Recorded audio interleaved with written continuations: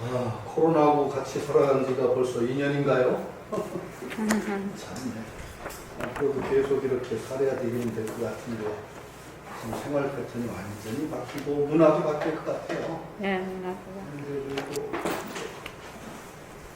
이게 뭐 온라인이라고 하는 것이 이제 일상화될 것 같고 뭐 좋은 점도 있으면 상당히 네. 긍정적인 측면도 있는데 하여튼 문화가 바뀐다는 걸 예상을 하고 그 시대에 그거예요. 맞춰야죠. 스위치 켜셔야 돼요. 네? 스위치. 아, 그렇지. 예. 맞춰야 될 수밖에 없습니다. 몇 페이지죠? 133쪽이요.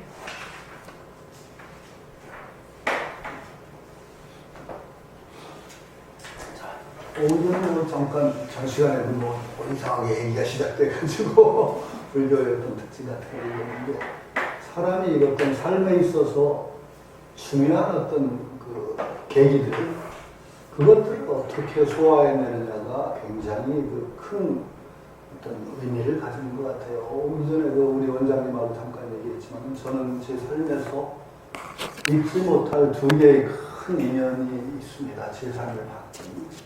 하나는 아마도 그 백봉 선생님과의 만남이라는 그 인연일 것 같아요. 제가 재수할 때 그 백봉 선생님을 배웠죠. 그래서 그 재수생님 주제에 여기 그 무용도사님도 참 고약한 분이에요. 제가 대학을 떨어졌단 말이죠. 그 집에 있는데 무용도사님이 어떻게 대학생 의견 앞에 인연을 타고 저를 찾아왔어요. 대전인데 그래 재수생한테 할 말이에요. 너 할 일도 이제 재수에 떨어져서 할 일도 없는데 백금 김기추 선생님이 네가 나가든 절에 와 있으니까 가서 10억이나 드리고 있어라.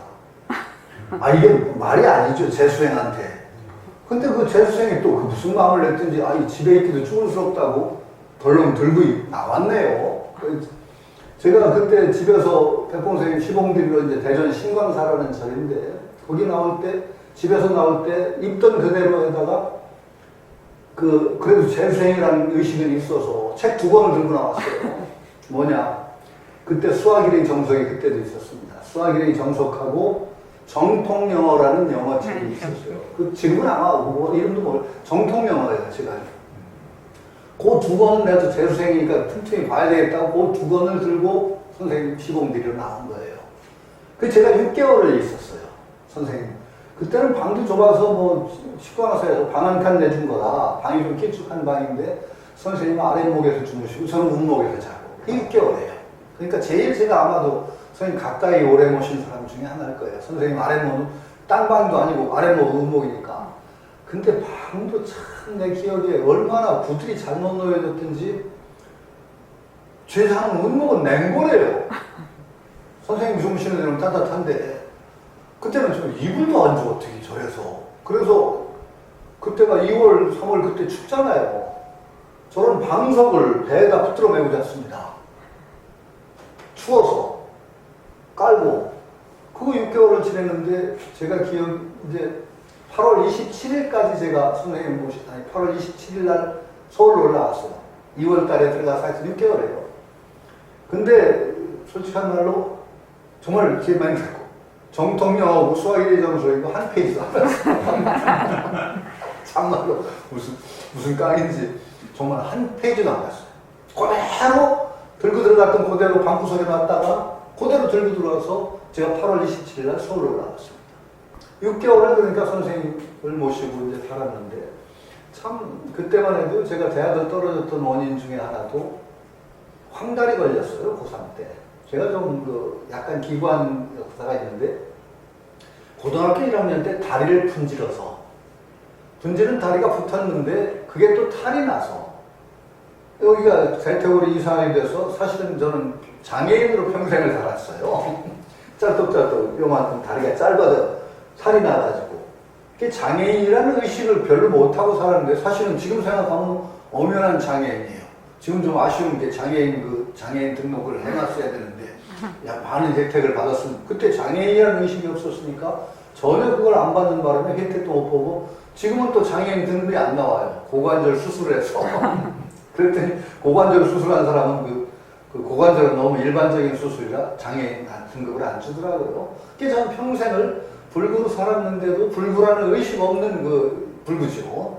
장애인 받을 수 있는데 남들은 아마 불구인 장애인이라고 생각했을지 모르는데 저는 뭐 산에도 잘 다니고 사는데 시장 없는데 어떠냐. 그러니까 참 성품이 성격이 그런지 40년 그렇게 쩔뚝거리고 다니면서도 한 번도 엑스레이도 안 찍었어요. 40년을. 이 다리가 어떻게 됐는지. 그리고 설악산도 뭐 그냥 슬슬 올라가니까 어떻게 그냥 아프기는 좀 가끔 아프게 했어도. 그러다가 킬크로드를 몇 년 전에 한 6, 7년 전인가 다녀왔더니 무리가 됐든지 그때 아파요. 그때서야 병원에 갔더니 의사가 막 야단을 치더라고요. 어떻게 이렇게 하고 그냥 사냐고. 빨리 수술하라고. 그래서 수술하는 바람에 지금은 이제 관절을 넣는 바람에 거의 다리가 또 길이가 비슷해지고 쩔뚝거리지도 좀 덜합니다. 그런 이제 생각이 있는데 그때 선생님 밑에 있을 때는 황달 뒤끝도 있고 그래서 몸이 굉장히 약해서 선생님이 좀 안타까우셨던 것 같아요. 좀 몸이 약해서 걱정이다.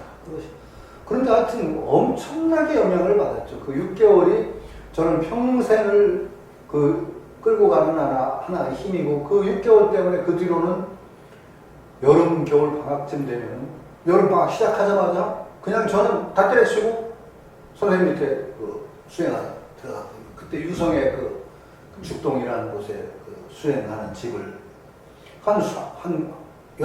대학생 여름방학이 꽤 길죠. 거의 3개월 가까이, 2개월에서 3개월 사이쯤 됩니다.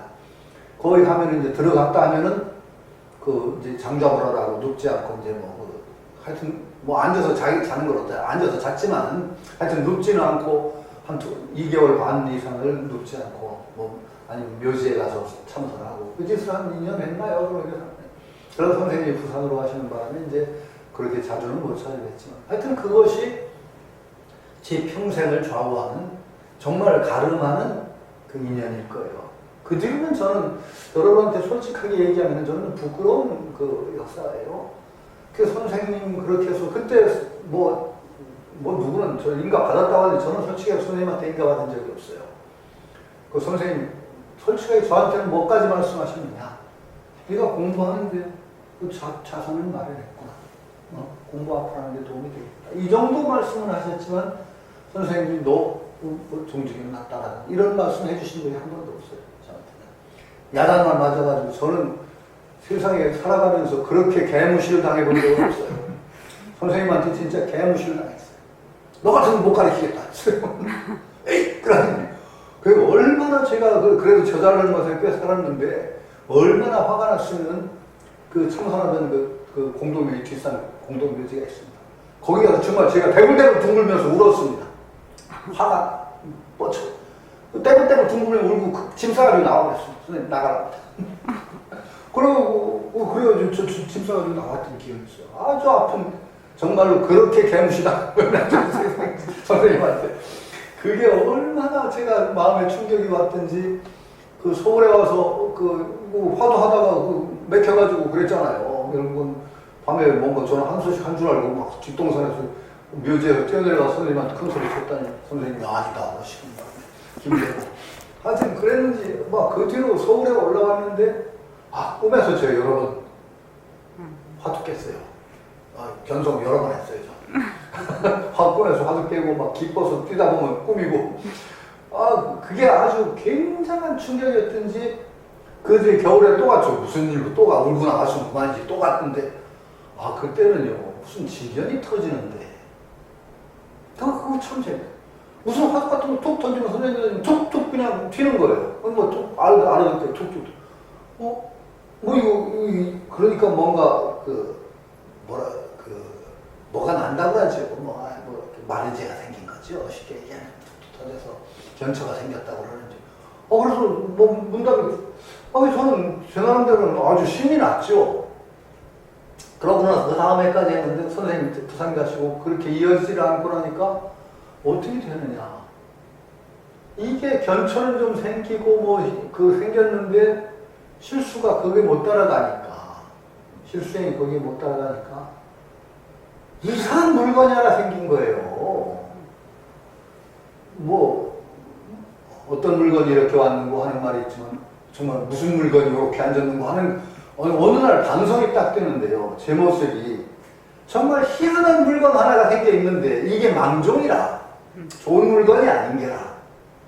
이게 쉽게 얘기하면 뭔가 제대로 된 공부를 한 것도 아닌데 뭔가 견천은 나가지고 관념은 막 그냥 날뛰고 이런 물건이 이게 참 요상한 물건 하나가 앉아있는데 어느 날 너무너무 제가 부끄러워서 야 이게 무슨 물건이냐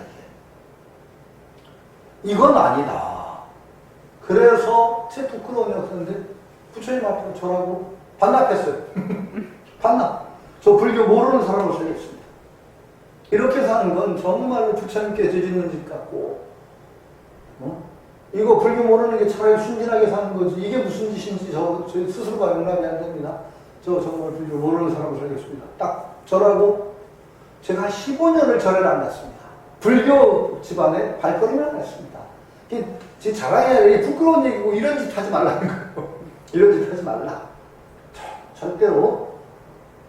그러고 하는데 그것도 잘못된 생각이에요. 그게 말하자면 제가 전 시간에 얘기했죠.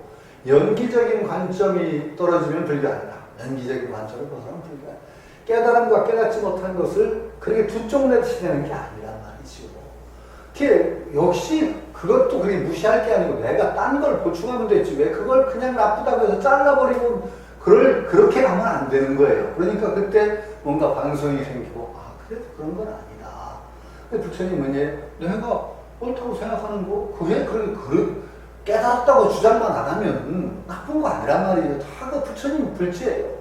부처님 거울 속의 제자의 몸은 제자의 거울 속의 부처님에게 되돌아가기 한다는데 왜 제 속에서 부처님의 지혜가 안 나와요? 나와요. 그걸 갖다 절대화시켜서 저 깨달은 데 그냥 상을 세우고 하지 않으면은 다 좋은 일이 될 수 있는데 그걸 나는 딱 잘라놓고 부끄럽다 해서 15년간 이제 절에를 안 가는 그런 일이 생겼다. 그건 끝도 아닌 거예요. 온당하게 가야죠. 온당하게. 겸손하게. 가면 된단 말이죠. 나중에 또 확실하게 뭔가 관문을 넘을 기회가 또 있는 거고 저처럼 살면 안 된다는 얘기를 하는 거예요. 그래가지고 한 15년 나가 다시 나와서 이제 어떻게 하다 보니까 그때부터 이제 그 뒤로도 선생님한테 그 공부할 때 생겼던 그 견천한 그것이 여전히 제 불교의 바탕이 되어서 어떤 사람하고 얘기하다 보면 선생님 난 불교학 저는 불교학자 아니잖아요. 분명히 불교학을 그렇게 열심히 저한테 그래요. 선생님은 그러한 어떤 관점이라든지 견해를 어디서 세우셨습니까? 하고 저한테 물었어요. 불교학자다. 근데 저는 솔직하게 그때 급학공 선생님한테서 청순했던 덕인 것 같습니다. 수행했던 덕인 것 같습니다. 그게요, 귀한 거예요. 지금 그래서 그 덕분에 불교를 보는 눈이 생긴 거예요. 뭔가, 사이비 같은 거 쉽게 봐. 저 아니지. 좀 틀렸지. 이 관점이 생긴다는 게 얼마나 다행인지 몰라요. 그렇지 않으면 정말로 어떤 귀신이 잡아가는지도 모르게 불교지만 정말 사이비도 많고 헷갈리는데 그때 세웠던 견처들, 관점들 이것들이 여전히 제 삶을 이끌고 가는 바탕이 됩니다. 그러니까 어떤 소중한 그 씨앗이라고 할까 그 관점들을 세우는 게 정말 소중하고 제가 전 시간에 그렇게 힘줘서 자꾸 말씀드렸던 것도 몇 개의 관점들이 제대로 서지 않으면 불교에서 정말 헤매게 돼요. 불교가 정말 무서워요. 사람 헤매게 하는데. 그래서 이제 다시 불교 집안에 다시 들어와서 활동을 하다 보니까 지금은 또 이제 속된 말로 불교 집안에서 방귀깨 낚인다고 하는 그런 말이 되는데. 어쨌든. 그러다가 중간에 또 제가 늘 고마워하는 게 또 하나가 있어요. 그 대학에서 불교 강의를 하다가 불교 철학을 강의할 기회가 있었는데 그때 우연히 교재를 잡은 게 월폴라 라블라 스님이라는 그 스리랑카 스님이 있어요. 그 스님이 쓴 영문으로는 What the Buddha taught. 부처님은 무엇을 가르치셨는가? What the Buddha taught. 지금은 부처님이 가르친 거 8정도니 몇 개 번역이 나와 있는데 아마 그거 하나 지금 남아있는 거 하나 있어요. 그 번역이 있어요. 그걸 영문 교재로 학생들에게 강의를 했어요. 그때 제가 또 정말 한 번의 변화를 겪어요. 왜냐하면 제가 부끄러워서 못 간다고 한 이유 중에 하나가 관념에 취해서 발은 땅에 안 붙고 허공을 나르는 거죠. 허공을 나르는 거죠. 쉽게 얘기해요. 근데 그 책을 읽으면서 발이 땅에 붙었어요. 발이 땅에 붙었다는 느낌. 불교라는 게 그렇게 황당한 거 아니구나. 정말 우리 삶에 괴로움을 벗어나는 차분한 길이로구나. 이 그 스님의 월폴라 라우라 스님의 왔다보다 도트를 영문으로 읽고, 그때 영문밖에 없었으니까 그 뒤에 번역이 나왔습니다만, 그거 참 고마운 책이에요. 아주 평이한 책이죠. 지금도 여러분들한테 저는 서슴없이 보내요. 그냥 한번 읽어보시면 합니다. 그러면 혹시 불교의 기본이 뭐고 부처님이 정말 어떤 기본을 가르치셨는가를 확실히 알고 그 바탕에서 공부를 해나간다는 건 그만큼 소중합니다. 이렇게 얘기를 하죠. 그게 고마운 책이죠. 그게 그래서 저는 선생님과 선생님, 대통 선생님, 그 참 거기서 얻은 것, 그 다음에 왓도부다토를 통해서 약간 정말 관념에 들떠있던 불자의 삶이 조금 바닥으로 발을 디디게 돼요. 그 다음은 제 삶을 이제 결정한 중요한 요소 중에 하나는 서당교육 5년입니다. 저는 서당교육을 5년을 받았어요. 대학 졸업하면서. 그것도 독특한 경력인데, 그때 선경에서 그 선경 최정현 회장이 그 장학금을 내고, 저희 임창수 선생님이라는 분이 저희를 맡아서 장학생으로 뽑혀서 배웠는데, 5년간을 장학금을 받았는데, 그 장학금 수준이 어떤 수준이었냐 하면은 중소기업 월급 수준입니다. 그 장학금을 매달 받아가면서 5년을 공부를 했습니다. 이건 멍청한 얘기입니다. 5년간을 생활에 걱정 없이, 그러다 장가까지 갔으니까요. 그 5년간이 저는, 그 5년이 없었으면 지금의 제가 없습니다. 5년간 그 공부가 제 학자로서의 바탕을 다지게 됐고, 딴데 그때 조건이 뭐였느냐? 아르바이트도 하지 말아라. 공부만 해라. 먹을 만큼 줄 테니까. 무서운 얘기입니다. 이런 장학금이 저는 지금도 필요하다고 생각합니다. 저 5년간 그거를 통해서 조건이 뭐냐? 사서삼경을 암송하라는 겁니다. 암송하라. 처음부터 끝까지. 일주일 지나서 한 주 배운 걸 암송하는 건 쉬워요. 그건 뭐 분량이 얼마 안 되니까. 책을 한 번 다 떼면은 책 한 권을 통째로 이어받쳐야 됩니다. 이게 사람을 잡습니다. 완전 진짜 초죽음 상태가 됩니다. 강을 바친다고 합니다. 그 5년을 통해서 적어도 사서삼경을 하여튼 암송했다고 저는 인가를 받았고, 그 다음에 뭐 노장이라는 얘기 했다죠. 그러니까 제 나이 또래 그 정도 한문을 한 사람도 그렇게 흔치는 않죠.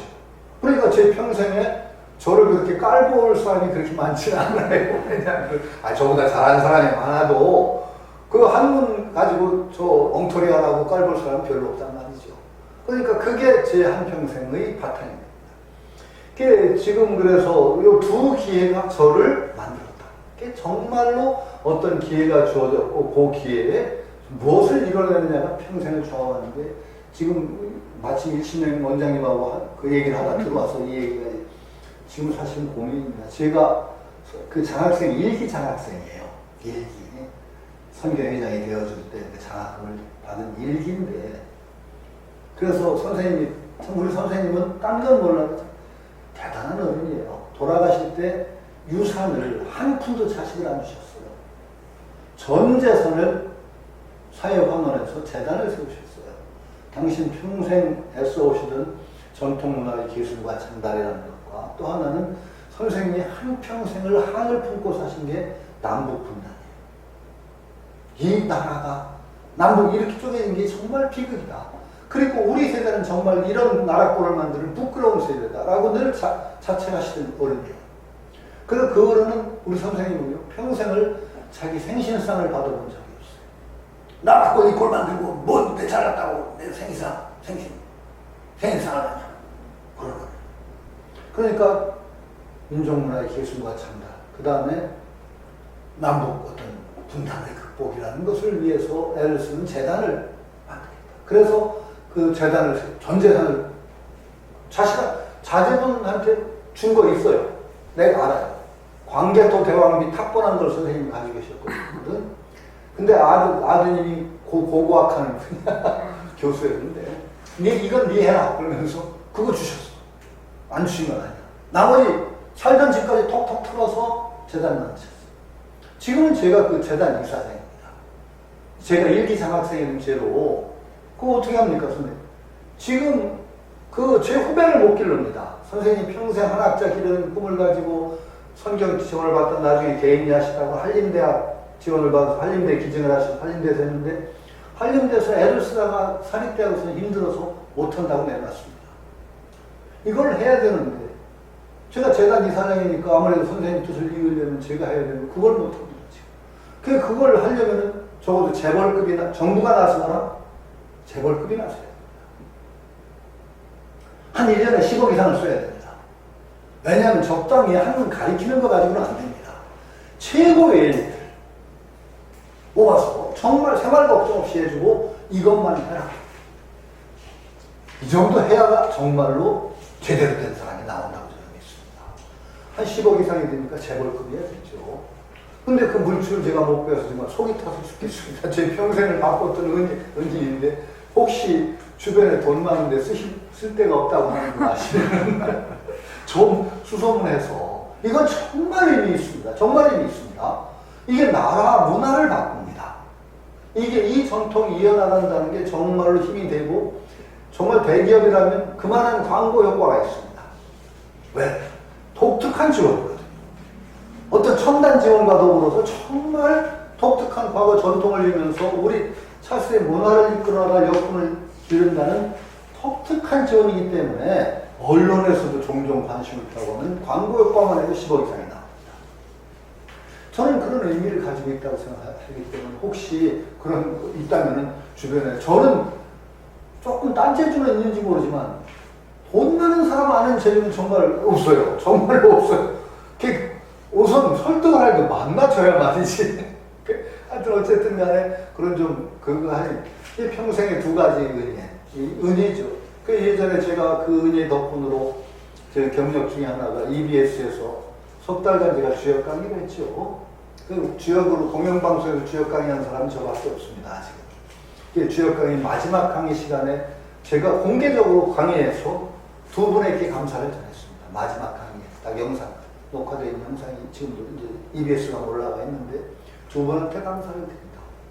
이 자리에 있게 해주는 총명 임창호 선생님 그 공부를 가지고 그 다음에 손경 최정윤 회장에게 감사를 드립니다. 아마 공식적으로 마지막 멘트가 그거예요. 정말 내가 이 자리에 있게 해준 두 분이 바로 청명 임창호 선생님과 한학자로서 최정윤 회장 두 분이다.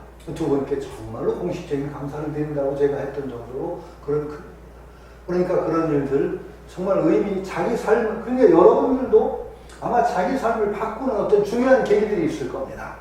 그 계기들을 정말 소중하게 갖고 나가야 된다라는 생각을 하죠. 그 소중한 계기가 정말로 자기를 바꿔내는 힘으로 될 수 있도록 뒤에 어떻게 하느냐 이것이 정말 삶을 바꾸는 중요한 기로가 된다라는 생각을 하죠. 저는 그 두 개의 기로가 성공적으로 저는 굉장히 작용을 했습니다. 굉장히 성공적으로. 그래서 저는 그 바탕을 가지고 지금 살고 있다. 이런 감사를 드리면서 그런 인연으로 또 여러분들과 이렇게 백봉 선생님과 인연을 이렇게 만나는 것도 이게 얼마나 좋은 인연인지 모릅니다. 제가 부족하나마 그래도 여러분한테 한두 마디라도 그래도 그냥 어떤 시사를 드릴 수 있다는 거 저 행복이고 한편으로는 부끄러워해야 되는데 그게 부끄러워할 필요가 없습니다. 저는 예전에 저 완전한 사람 아니고 제가 가지고 조금 나누는 거거든요. 말을 아껴야 된다는 측면이 있습니다. 사람이. 그런데 그것도 반대 측면이 있습니다. 순자라는 책을 보면 그런 말이 나옵니다. 군자는 말하기를 좋아한다. 왜? 자기 좋은 걸 가지고 이렇게 자기가 좋아한다고 내는 것을 남한테 알리는 것이 얼마나 보람 있는 일이냐 이런 겁니다. 내가 가진 것을 부끄러워하지 않는다면 그게 완전치 못하더라도 남과 나누면서 가는 길이 정말로 자랑스러워야 됩니다. 여러분들도 그래야 됩니다.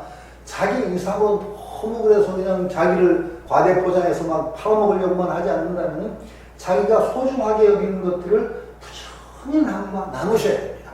이게 정말 대도입니다. 우선 불교를 좋아하시고 부처님 가르침을 하시면 자식하고 나누셔야 됩니다.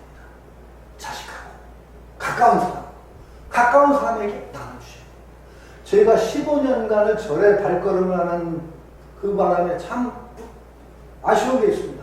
제가 절에를 안 가니까 애들도 절에 데리고 갔습니다. 95년 그 애들 클 때입니다. 애들 죄가 안 가면서 애들 절에 가자라고 데려갈 수가 있나요? 그러니까 애들도 절에 갈 겁니다. 안 했죠. 다행히 할머니가 제 어머니가 절에 가셨습니다. 그래서 제 어머니 따라서 절에 간 애들이 있습니다.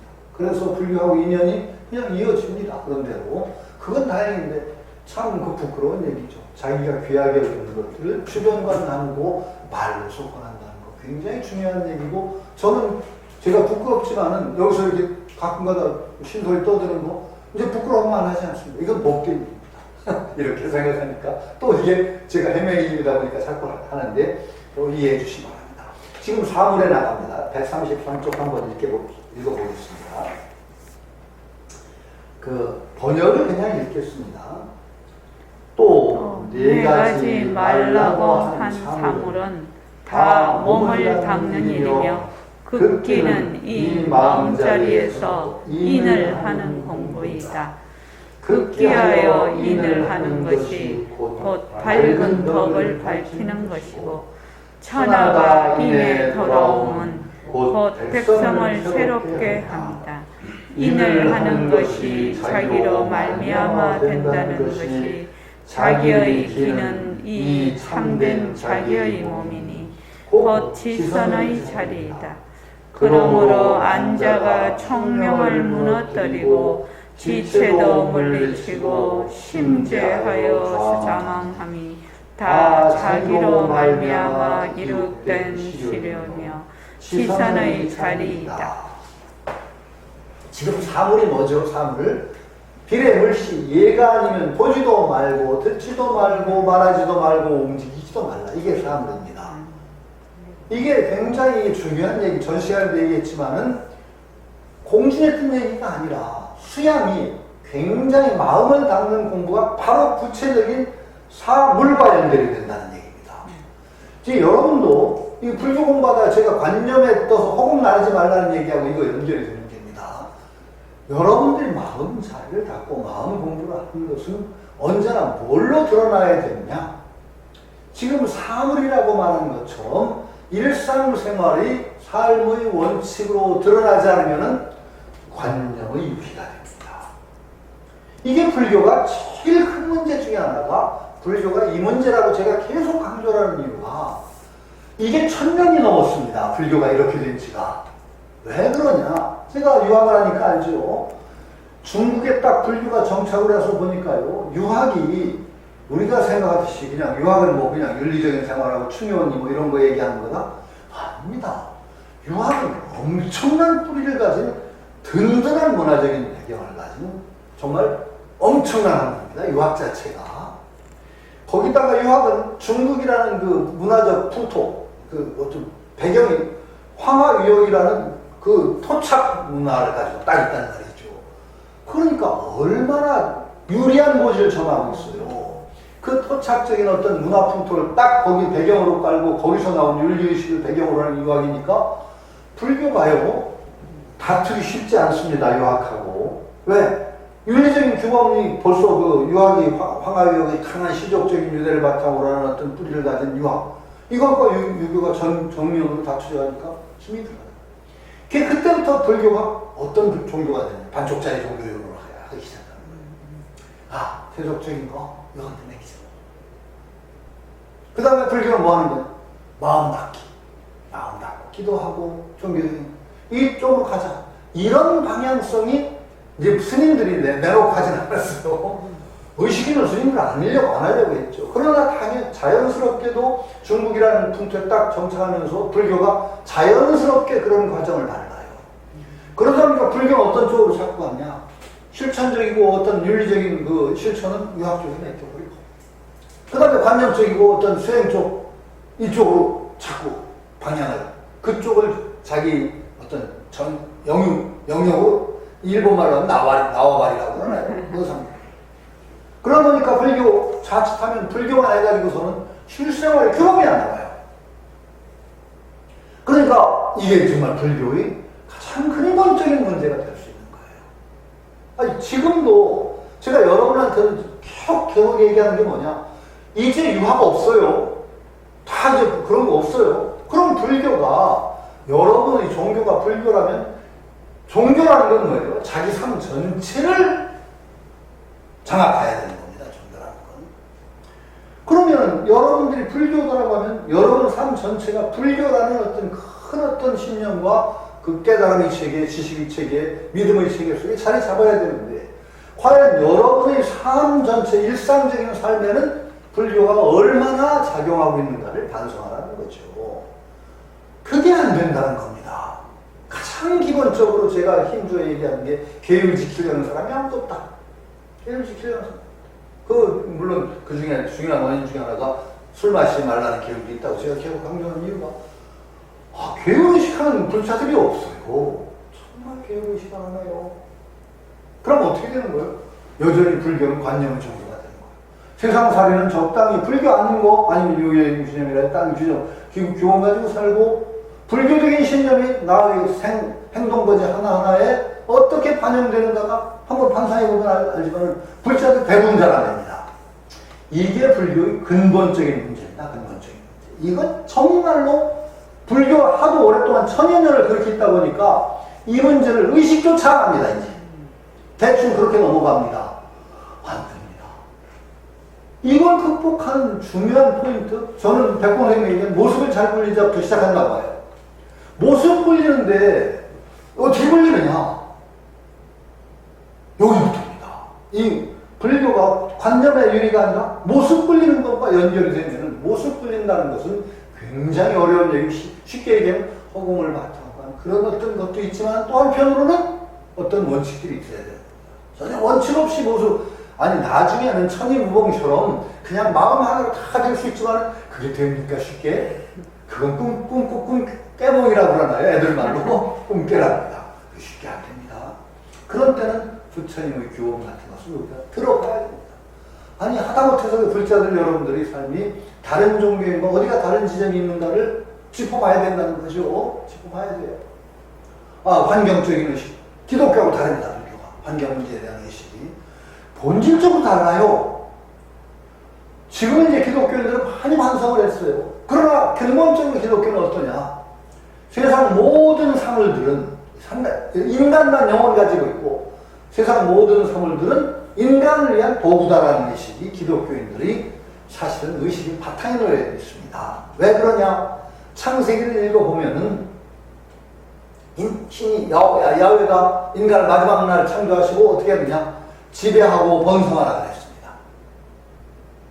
인간의 한 부촉이에요. 신의 야훼의 부촉이 지배하고 번성하라. 물론 지금에 와서는 그 지배하고 번성하라에 대한 해석이 틀렸다. 그건 단순히 객체로 완전히 이용만 하는 게 아니라 함께 한다는 그런 의미가 있다고 기독교에서 반성을 합니다. 그러나 그 반성 나오는 게 얼마 안 됩니다. 그러니까 그 수십 세기를요, 그 의식 가지고 사는 게 기독교인입니다. 세상 모든 존재는 인간을 위해서, 인간을 지배하고 번성할 대상이다. 이게 기독교의 근본 의식입니다. 불교? 아니잖아요. 그럼 환경 문제를 보고 세상 어떤 다른 존재들과 살아가는 방식 자체가 기독교인과 불교인이 삶의 원칙이 달라야 되죠. 그 원칙이 달라진다는 것이 우리 삶을, 내 모습을 굴리는 데서 반영이 돼야 되는 거죠. 이래야만 불자들이 사는 세상이 불국토인 거예요. 그런 사람들이 자꾸 늘어가서 그런 의식을 가지고 사는 사람들이 세상에 쫙 어떤 연기적으로 이제 그 손을 잡게 될 때 불국토가 딴 데 있는 게 아니고 그런 사람들이 참 늘어가서 그런 사람들이 세상을 이루고 사는 세상이 바로 불국토죠. 정말 신념이 다르고 지향이 다른 사람들끼리 막 얽혀 살게 되면 그게 어디예요? 지옥이에요. 정말 힘든 거예요.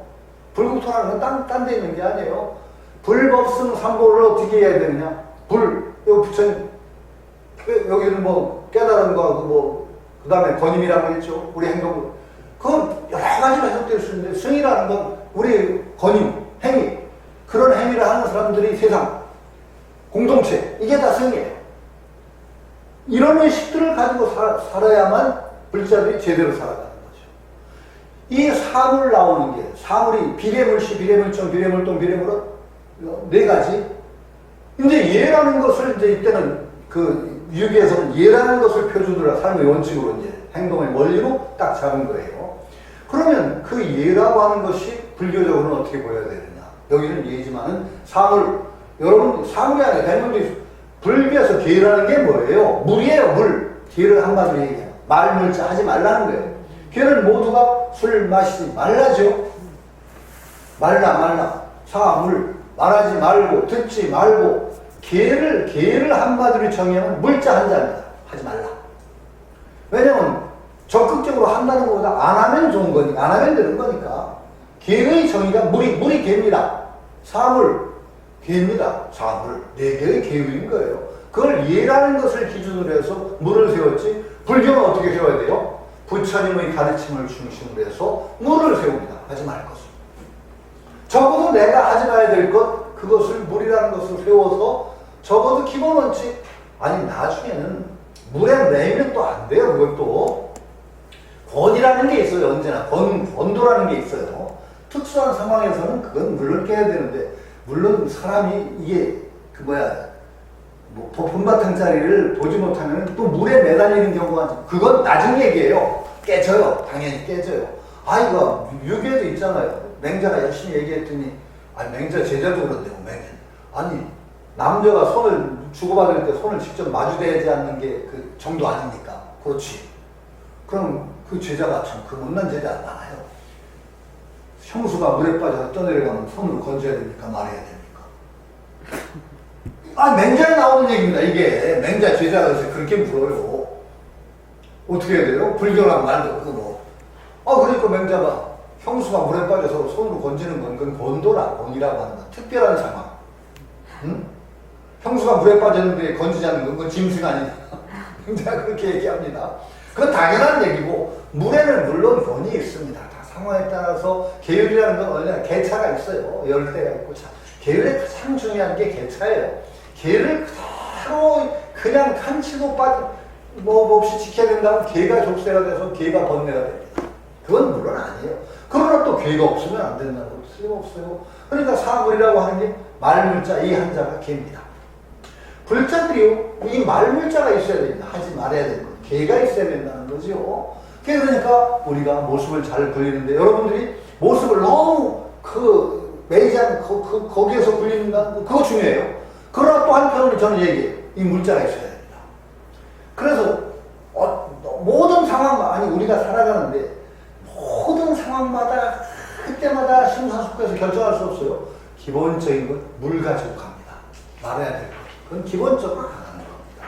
그리고 특수한 상황에서는 깨어있는 의식이 있으면 그때는 그러니까 나오니까 걱정하지 않아도 됩니다. 근데 이 물자가 없으면 진짜 이제 골치가 아파지는 거예요. 물자가 없어지면. 그래서 이 감산 덕천 스님도 이 물자, 명덕이니 지금 굉장히 아파서 무슨 얘기했냐. 명덕자리 얘기했어요. 발등도. 그 모든 걸 갖춘 자리예요. 참 진심이고, 그러면서 딱 그것이 어디로 연결되냐. 물로 연결돼요. 말물자. 이게 중요한, 이 책의 굉장히 소중한 지점이 바로 여기입니다. 그냥 명덕이 참 불교의 자성짜리고 이런 걸 쫙 그냥 얘기했다면은 저는 그럼 그렇지, 좋은 말씀 많이 하셨네, 이렇게 얘기하면 돼요. 그런데 저는 이게 소중한 지점이 어디냐, 그 명덕을 얘기하고 쭉 얘기하다가 이것을 논어에 나오는 공자가 안현에게 가르치거든요. 인을 물으니까, 안현이라는 공자의 아성이라는 제자가 인을 물으니까 공자가 대답한 거죠. 극기복례가 아니다. 자기 사사로운 자기를 극복하고 예로 돌아가는 것이 인입니다. 그러면서 일일 극기복례, 하루를 극기복례하면은 예로 천하귀인, 천하가 인으로 나가는 것이다. 이 유인 호재, 인을 실천하는 것이 자기로부터 시작하는 것이지 남부터 시작하는 것이겠니? 나부터 시작하면 천하가 인으로 돌아갑니다. 그러니까 안현이 뭐라고 했죠? 청문기복, 자세한 조목을 가르쳐 주십시오. 안현 같은 아성이, 안현이라는 분도 대단한 분이거든요. 공자가 정말 자기보다 낫다고 할 정도로 제자예요. 죽었을 때 안현이 공자보다 일찍 죽었거든요. 공자가 통곡을 해요. 통곡? 그럼 뭐라고까지 얘기했냐? 하늘이 나를 망쳤다 그래요. 얼마나 아깝소. 천상이여 천상이여, 하늘이 나를 망쳤다. 하늘이 나를 망쳤다. 그리고 또 통곡을 하니까 제자들이 통곡을 하는 모습을 뒤에서 보는데 선생님이 참 통곡을 하시거든요. 그러니까 공자가 뭐라고 했어요? 그러니 이 사람을 위해서 내가 통곡하지 않으면 누구를 위해서 내가 통곡을 할까? 이게 논어에 나오는 얘기죠. 비부인지비통. 이 사람 누구를 위해서 내가 이게 대단한 공자 같은 공자도 대단한 분이거든요. 그분이 이렇게까지 칭찬했던 안현이 딱 가르쳐주니까 뭐라고 안현이 물었느냐. 이 자세가 또 중요한 거예요. 청문기부 자세한 초목을 들려주십시오. 참 무서운 얘기라고 생각해요. 그냥 그렇습니다 이러고 그냥 넘어가는 게 아니에요. 안현이 딱 자세한 초목을 들려주십시오. 그러니까 공자가 비례물시 비례 내가 사물을 얘기한다. 내가 딱 얘기해 주니까 안현이 뭐라고 하느냐. 해수불민 제가 비록 영민하지 못하지만 청사사의 선생님이 해준 말씀을 일삼아서 열심히 하겠습니다. 이게 끝이에요. 이 대화. 갑자기 대학의 명명덕 신민 찌어지선 세 가지거든요. 본디 가진 밝은 덕을 되밟히고 백성을 늘 새롭게 교하고 지선에 머물게 세 종목을 얘기하다가 명명덕에서 쫙 어디로 나가느냐. 명명덕 신민을 탁 집어서 어디로 나가냐. 논어 뜬금없이 논어로 탁 튀었어요. 이 강산덕 총수님이 논어로 땅 튀어가지고 어떻게 하느냐. 바로 안현이 물었던 인을 물었던 대목으로 딱 들어가서 청문기복 자세한 조목 사물 딱 그것과 맺은 저는 대학 강목교리의 중요한 지점이 바로 여기에 있다. 이 구름 잡는 명도 구름 잡는 얘기 이것도 신민 이것을 갖다가 어디와 딱 연결시켰냐. 사물 네 가지 계율 여기다 딱 연결시킨 게 이게 무서운 얘기라는 거예요. 그리고 그 대목 자체가 써는 안현편 논어 안현편이라는 편의 첫장이 그거예요. 바로 인을 묻고 극기복리에 자기를 극복하고 예로 돌아가는 그 시인이다. 그러니까 안현이 자세한 조목 일러주십시오. 내가 이것과 딱 연결시킨 지점이야말로 이게 대단히 중요한 자리다. 감산덕청 스님의 안목이다. 저는 이렇게 보는 게죠. 구름 잡는 얘기를 일상적인 삶과 딱 연결시키는 이 고리가 바로 사물에 나온다는 거죠. 이게 저는 그래서 불자들도 바로 대학을 읽는 이 대학 강목회를 읽으면서 우리가 가장 얻어야 될 중요한 지점이 또 바로 이거다. 그래서 우리 어떤 정말 자성 공부하는 것과 우리 구체적인 삶과를 딱 연결시키는 이 작업이 작업보다는 이 눈이 띄어야 되고 또 더더군다나 이 보림선에서는 정말 소중하게 여기게 되는 것이 이게 모습을 잘 그리자마 그대로 연결되면 됩니다. 저는 이렇게 생각합니다. 그러면서 이 감산덕청 스님은 정말로 감산덕청 스님이 낸 게 아마 감산덕청 석덕청에 가면서 장자주가 이거 노자주가요. 장자주를 내셨을 겁니다. 이게 굉장히 밝으신 어른입니다. 그러니까 유골도에 박통한 이 표가 나는 게죠. 그 다음에 이것도 어디에 연결시키고 있느냐. 안자가 총명을 무너뜨리고 지초도 무너뜨리고 심재 좌망하여 한 공거. 이건 장자에 나오는 얘기입니다. 이건 논어에 나오는 얘기가 아니고 장자에서 공자와 장자와 아내의 대화가 있어요. 거기에 심재 좌망 얘기가 나옵니다. 재밌는 게요. 여기 보면 134쪽에 보면 나와요. 네. 134,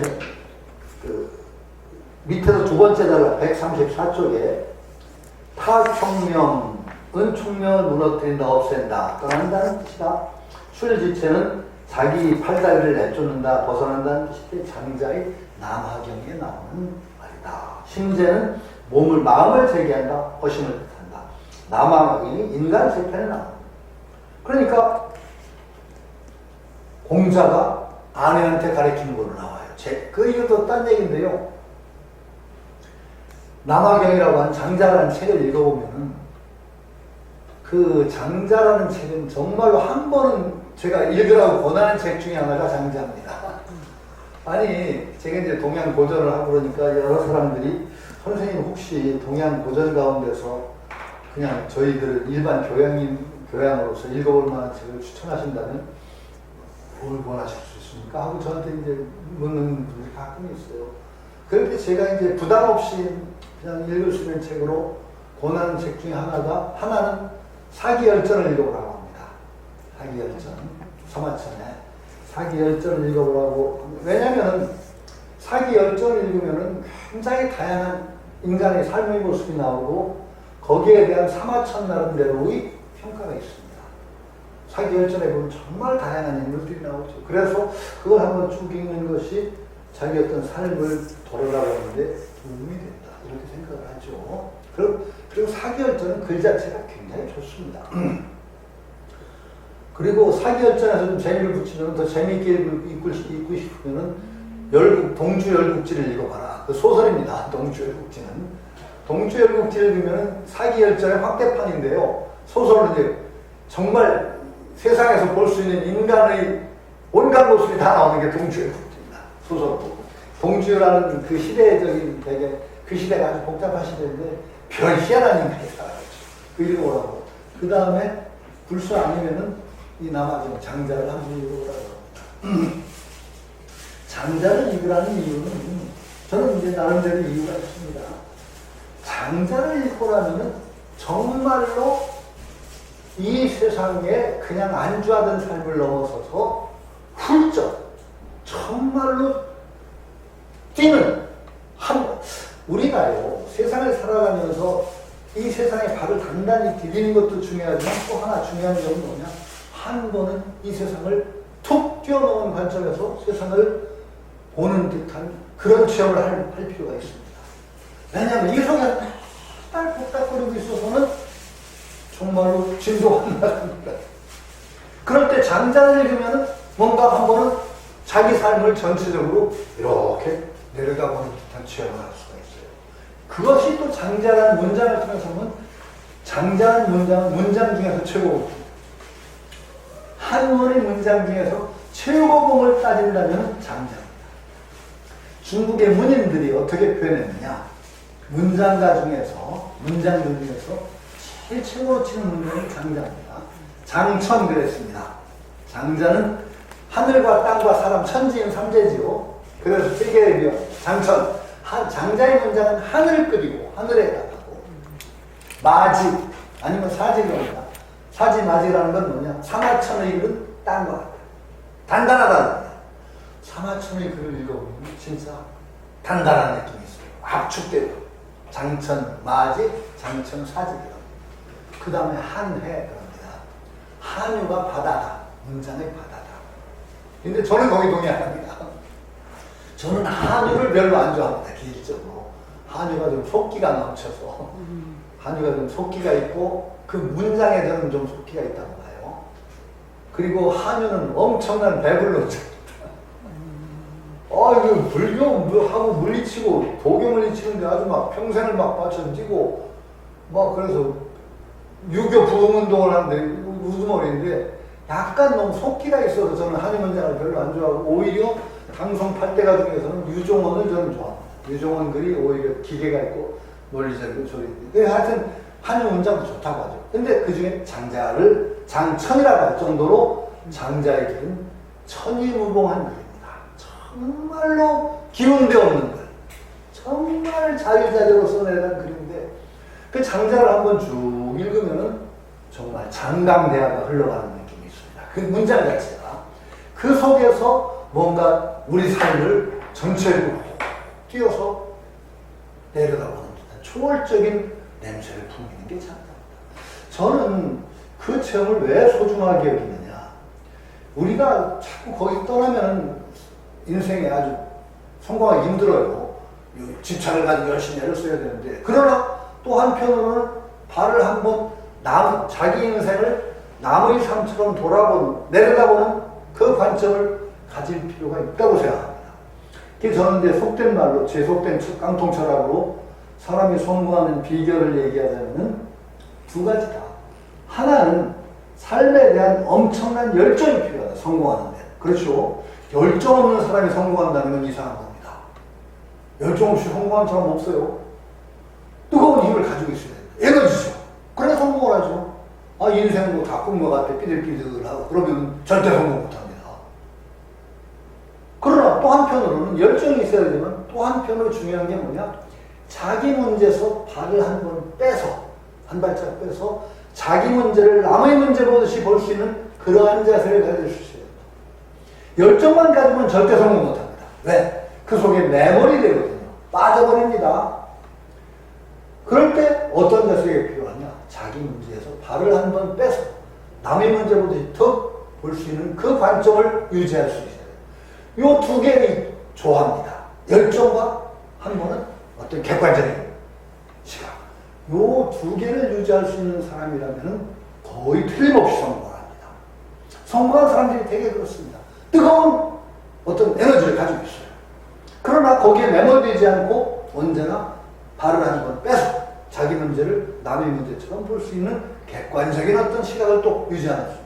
요게 큰 힘입니다. 두 개를 가져야 되는데 장자적인 시각은요, 열정을 주기보다는 어떤 문제에서 자기 삶 전체를 밖에서 들여다보는 듯한 그런 느낌이 있습니다. 대자유. 그게 저는 제 삶에서 그 재미있는 체험이라고 할까? 그런 체험 중에 하나가 제가 8월 27일 날 선생님 시봉 드리다가 8월 27일 날 상경에서 학원 그때 9월부터 다녔는데 학원 시험도 떨어졌다고 그때 말씀드렸죠. 학원 시험 쳤는데 떨어졌어요. 그래서 아버지한테 되게 혼났죠. 대학을 가려면 그래 학원 시험도 떨어지고 그리고 그때 아버지가 학원 원장하고 친구라서 백으로 들어갔죠. 학원을. 그런데 그때 올라와서 서울에 이제 인왕산 자락에 살았어요. 제가 그때 학원을 다녔는데. 근데 참 서울 제산대 깝깝한데 가끔은 그래 깝깝하면 인왕산 앞에 그 안산이라고 하는 그쪽으로 올라갔어요. 인왕산입니다. 올라가서 그거 보면 서울이 보입니다. 서울시가 쭉 보이는데 정말 그때만 해도 작은 서울인데도 정말 서울이 벽하니 집들이 불이 켜져 있는데 그 산빛을 휘저으면서 저 빛불 빛나는 저 구석구석마다 나 같은 인생들이 다 들어앉았단 말이야. 그렇죠? 다 들어앉았잖아요. 그걸 생각하면서 그 수많은 분산 가운데 나도 하나구나.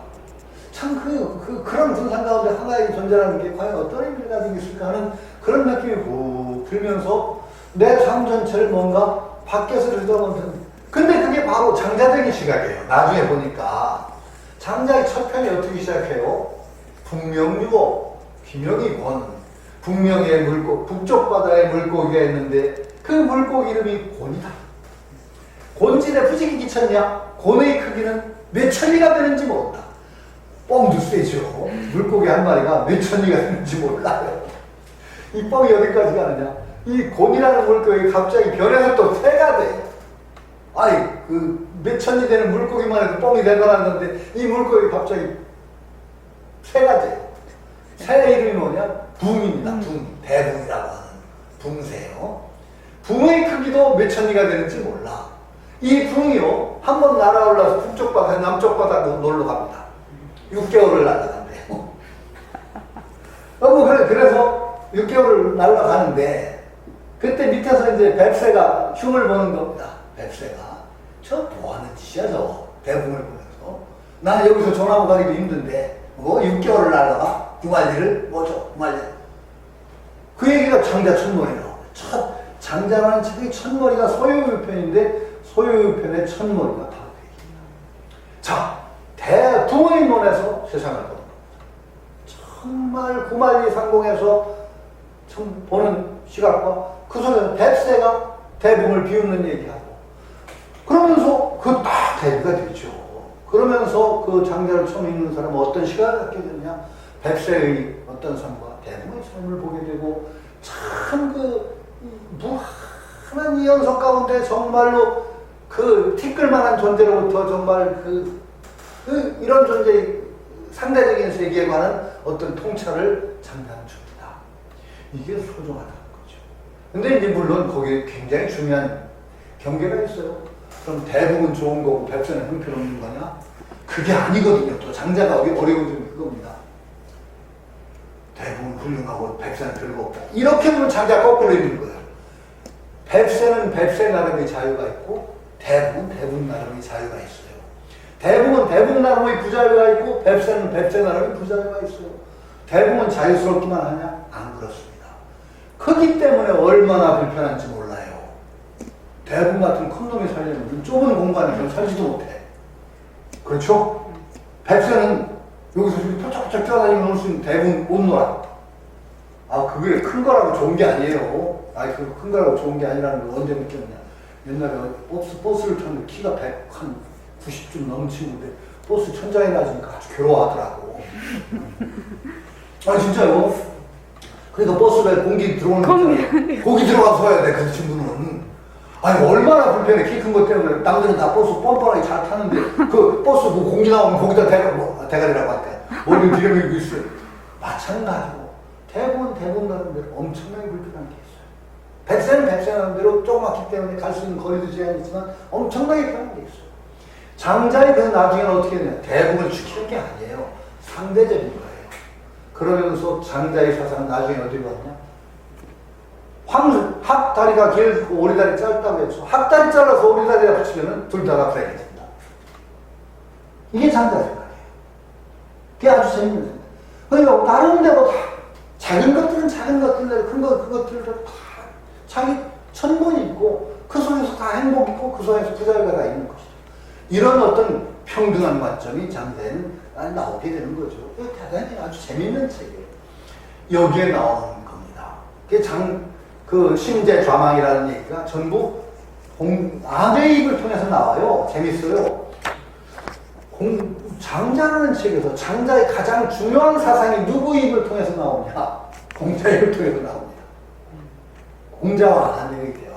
그래서 어떤 학자는 장자가 사실은 유생이다 라는 주장을 하는 사람까지 있는데 어쨌든 간에 그 얘기입니다. 마음의 재계와 이게 연결시킨 거예요. 그러니까 지금 이 감산덕청께서는 명덕에서부터 시작해서 그 다음에 그것을 구체적인 가장 실천 덕목인 사물로 이었다가 사물이 다시 회양을 해서 심재자망이라는 건 마음을 비우는 그 공부로 다시 되돌이키는 어떤 순환을 지금 여기서 보여주시는 거예요. 허심, 심재. 그러니까 늘 이게 중요해요. 불교는 연기적이라고 하는 것도 마찬가지고 공기에 떠 있으면 안 돼. 언제나 물이라는 계율로 연결이 돼야 돼요. 그러나 계율이 다시 어디로 가야 되냐? 심재좌망이라는 건 허심, 거기로 다시 돌이켜야 되는 이런 고리를 가지지 않으면 안 된다고 하는 거죠. 이게 바로 감산덕청 스님이 대학을 추석한 근본적인 안목이라죠.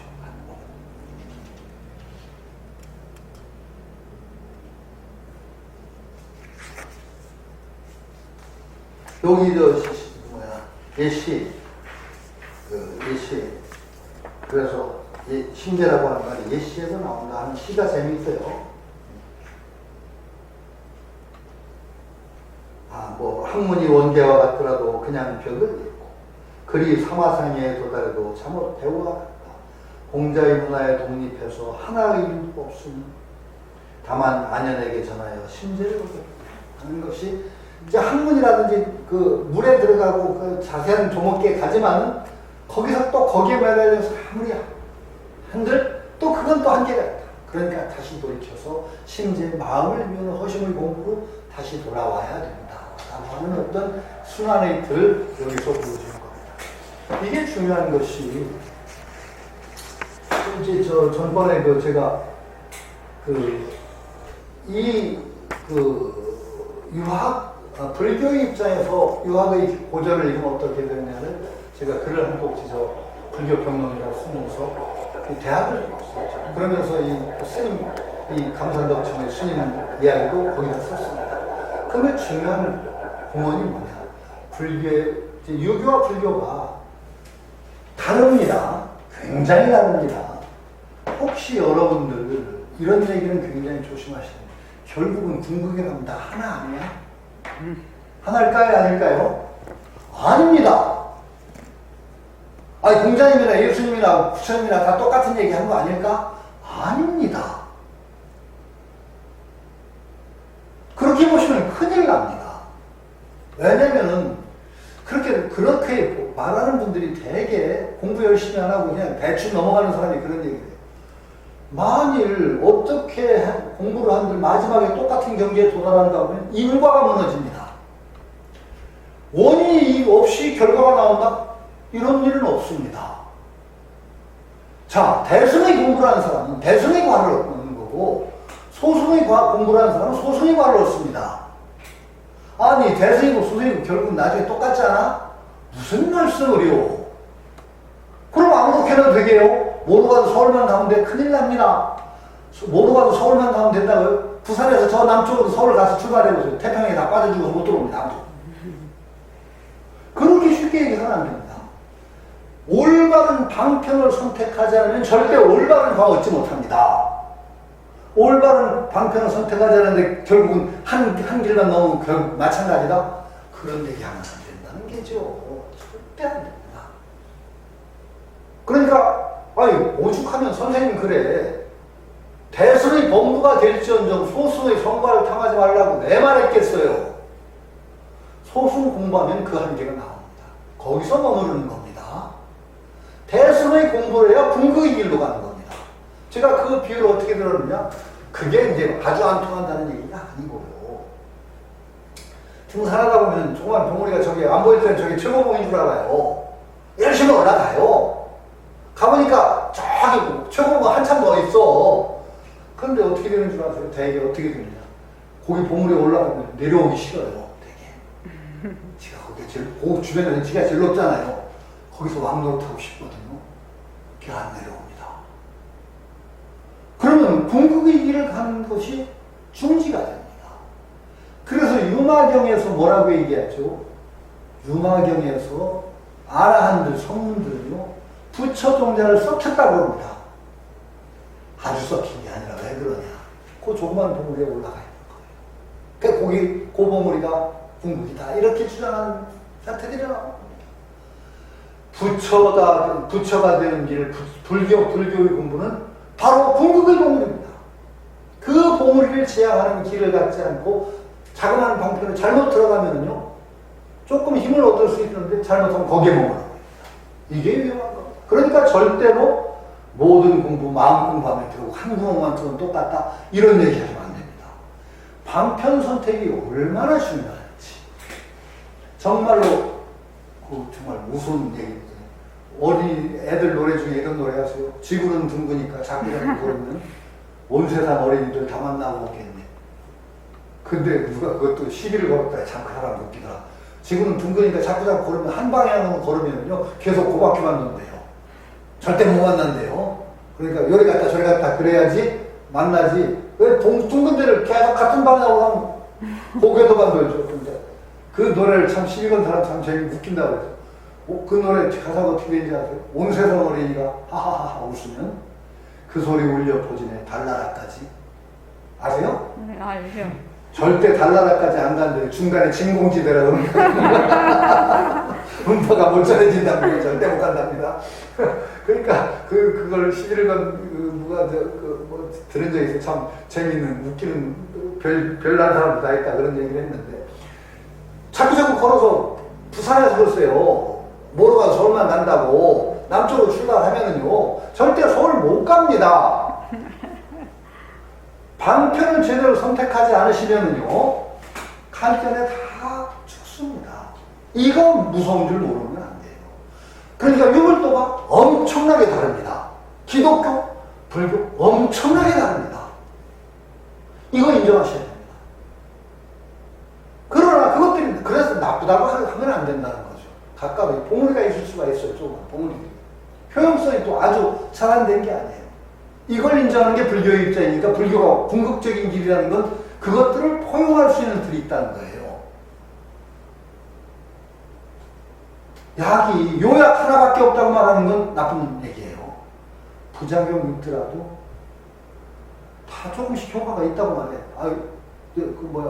코로나 백신도 여러 가지 있잖아요. 네. 맞으셨나요? 저 하나밖에 아직 안 맞았는데, 뭐 아스트라가 있고, 뭐가 있고, 뭐 있는데, 여러 가지 약이 있어요. 그 중에 최고의 약이 있을 수가 있죠.